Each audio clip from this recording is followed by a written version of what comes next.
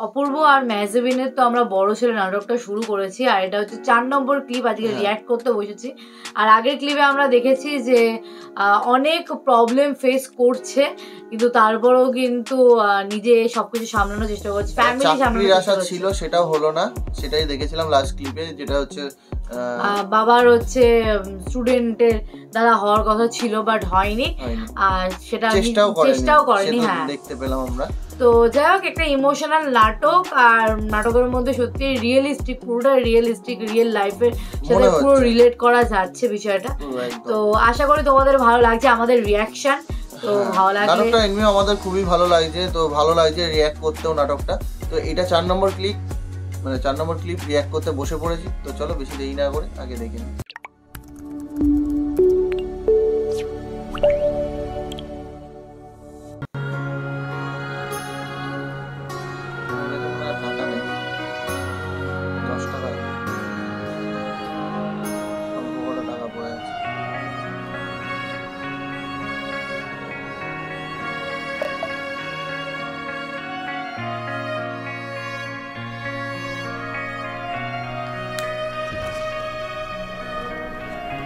তোর মা কি বাসায় আছে?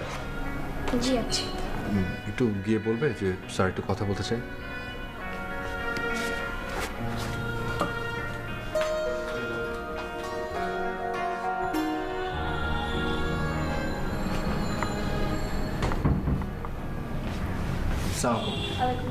কেমন আছেন? জি ভালো। কিছু বলবেন? জি মানে আসলে এখনো তো মাস শেষ হয়নি, কিভাবে বলি? কোনো সমস্যা নেই, টাকা লাগবে? জি একটু দরকার ছিল, মানে আপনাদের যদি কোনো সমস্যা না হয়। কোনো সমস্যা না, একটু বসেন, আমি দিচ্ছি।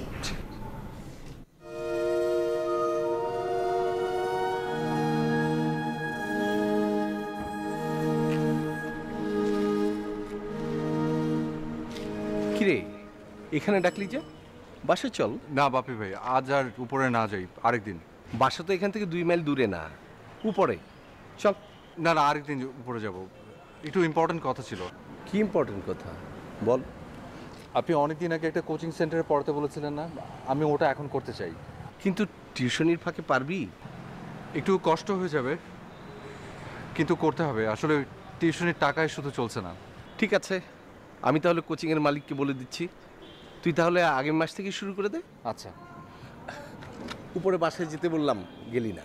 আমি আবার ওই গেস্ট বসিয়ে রেখেছি, যাই তাহলে। আচ্ছা।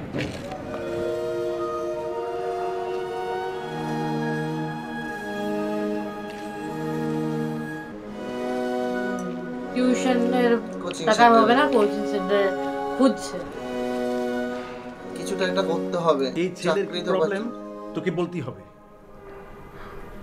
বাবা, আমি এখন বিয়ে করতে চাচ্ছি না। কেন বিয়ে করবি না? বাবা প্লিজ, আমাকে আর কয়টা দিন সময় দাও। আহা, একই কথা গত 2 বছর যাবত বলছিস। প্রথম বলতি পড়াশোনা শেষ হোক, পড়াশোনা শেষ হলো, এখন আবার নতুন বাহানা। আমি আর সময় দেওয়ার মাঝে নেই। বাবা প্লিজ বাবা। দেখ, আমি তোকে অনেক আদর করি, তার মানে এই না যে তোর সমস্ত দাবি আমি মেনে নেব। কেন ওই ছেলেকে বিয়ে করবি না, কেন তুই সময় চাচ্ছিস, তা আমাকে আজকেই বলতে হবে। আর না হলে আগামী সপ্তাহের মধ্যে আমি তোর বিয়ের ডেট ফিক্স করব।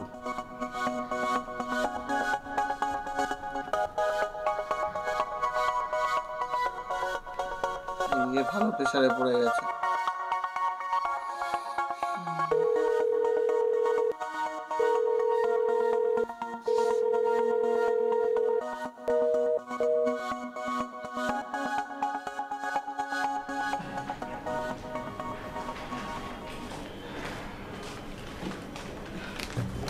বাবা বস। হ্যাঁ আমি হাতটা ধরেছি। আচ্ছা আম্মা। হ্যাঁ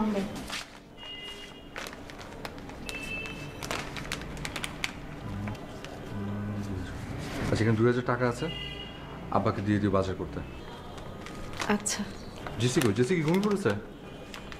না, এখনো জেগে আছে। আচ্ছা, এটা ওকে দিয়ে দিও। কেন বাবা শুধু শুধু এইগুলো এনে টাকা খরচ করিস? এগুলো কিনতে কি এমন টাকা খরচ হয় আম্মা? তারপরেও বাবা, তোর অনেক কষ্টের টাকা, এগুলো আর করিস না। আচ্ছা ঠিক আছে।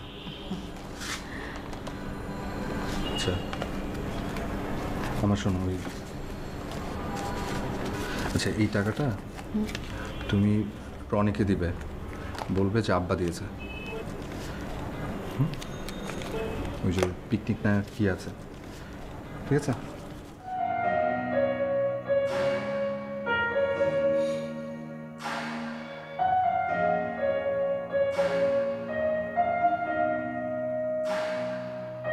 ভালো ছেলে, একটা ভালো ভাই, মানে ভাইয়া, সব কিছু।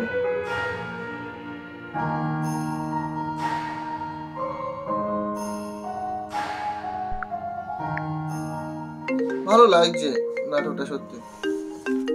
নাটকটা খুবই সত্যি মানে এত হার্ট টাচিং, হ্যাঁ, তুমি কি ফোন প্রত্যেকটা করেছিলে? মোমেন্টে। আমি বাড়ি ছিলাম। হ্যাঁ, বাসায় কখন ফিরেছো? এই তো ঘরে ঢুকে তোমাকে কল দিলাম। আচ্ছা, খেয়েছো? না, খাবো একটু পর। ও আচ্ছা, খেয়ে একটা কল দিও। তুমি কিছু বলবে? তোর গলা এরকম শোনাচ্ছে কেন? তুমি খেয়ে কল দাও, পরে বলছি। না না, সমস্যা নেই, এখনই বলো। বাবা আমার বিয়ে নিয়ে প্রায় ফাইনাল কথা দিয়ে ফেলেছে। আমি কি করব বুঝতে পারছি না, তোমাকেই বা কি করতে বলবো সেটাও বুঝতে পারছি না। কাল আমার সাথে একটু দেখা করতে পারবে? আচ্ছা করবো, তুমি টেনশন করো না। কাল কখন দেখা করবে? তোমার সুবিধা হয় কখন করলে? সকালে করি। ঠিক আছে, তাহলে এখন রাখি। বাই। বাই। একটা সমস্যা মিটছে তো আরো একটা সমস্যা। সব সমস্যার মধ্যে ফেসে যাচ্ছে, হুম। একের পর এক সমস্যার মধ্যে।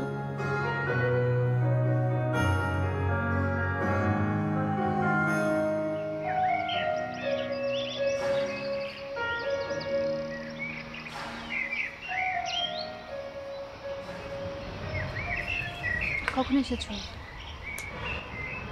কিছুক্ষণ আগে। রাশেদ, কি করবো ভেবেছো কিছু? না। আচ্ছা, তুমি না একটা অফিসে জবের জন্য ট্রাই করেছিলে, তোমার বাবার স্টুডেন্টের অফিস, ওটা কি হলো? হ্যাঁ, হয়নি ওখানে।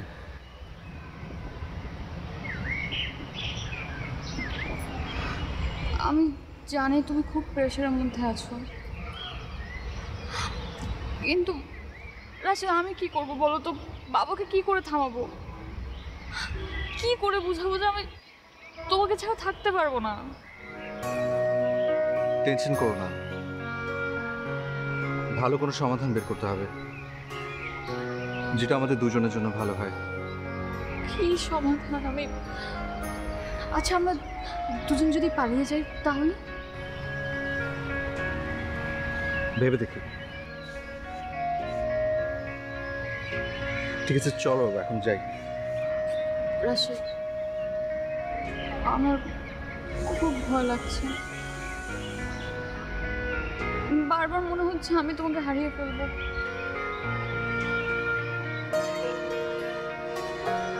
ভয় পেও না, চলো।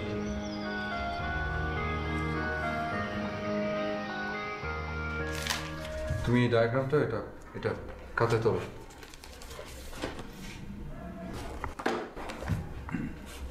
কি অবস্থা? চাপ। ফাংশন আমাকে তো বদলি করে দিল একদম দিনাজপুর। তাই মানে হঠাৎ করে? হ্যাঁ, ও। আগামী মাস থেকে তো আর সাহিলকে আপনি পড়াতে পারবেন না, তাই আজকেই জানিয়ে দিলাম অগ্রিম। জি আচ্ছা, আচ্ছা পড়ান। একের পর এক সমস্যা। কোথায় কাজের দরকার সেখানে হচ্ছে কাজ চলে যাচ্ছে।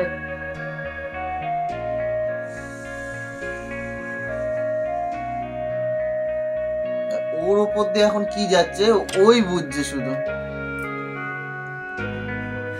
সকালে যায়, রাতে আসে।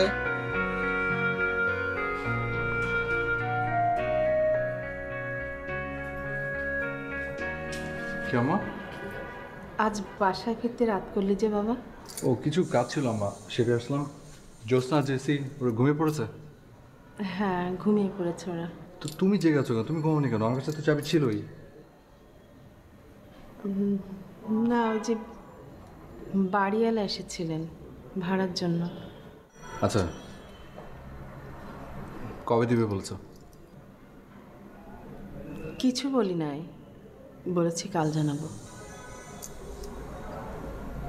ঠিক আছে, বাড়িটাও তুমি নিজের না, সপ্তাহখানেক টাইম নাও, আমি ম্যানেজ করে দিব। বাবা, তোর অনেক কষ্ট হয়ে যাচ্ছে না? আরে আম্মা, তুমি এসব নিয়ে ভেবো না তো। যাও ঘুমিয়ে পড়ো, তুমি একদম ভেবো না শুনো।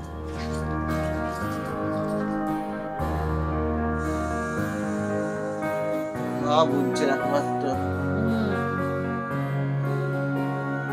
সন্তানের কষ্ট কিছু করার নেই, সন্তানের কষ্ট মা বোঝে, কিন্তু পুরো ফ্যামিলিটার দায়িত্ব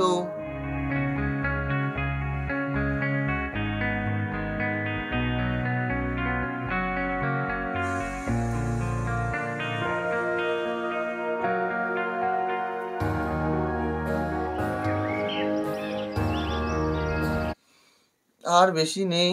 আর হয়তো কতক্ষণ হবে, আর 2টো ক্লিপ মতন হবে, তো এই নাটকটাও শেষ হবে। তারপরে আমি লাস্ট অব্দি দেখতে চাই, মানে লাস্টে গিয়ে কি হবে, কিভাবে সবকিছু ম্যানেজ করবে। এইদিকে মানে যে গার্লফ্রেন্ড রয়েছে তার বিয়েটাকে কিভাবে আটকাবে, এদিকে নিজের ফ্যামিলি কি করে ম্যানেজ করবে। আর তোমরা এমনিও বলেছো নাটকটা একটু ইমোশনাল, একটু না পুরোটাই ইমোশনাল, মানে এক একটা সিন দেখছি গায়ে কাটা দিচ্ছে এক এক সময়। প্রত্যেকটা সিনেই মানে সত্যি বলো হার্ট টাচিং বিষয় আছে।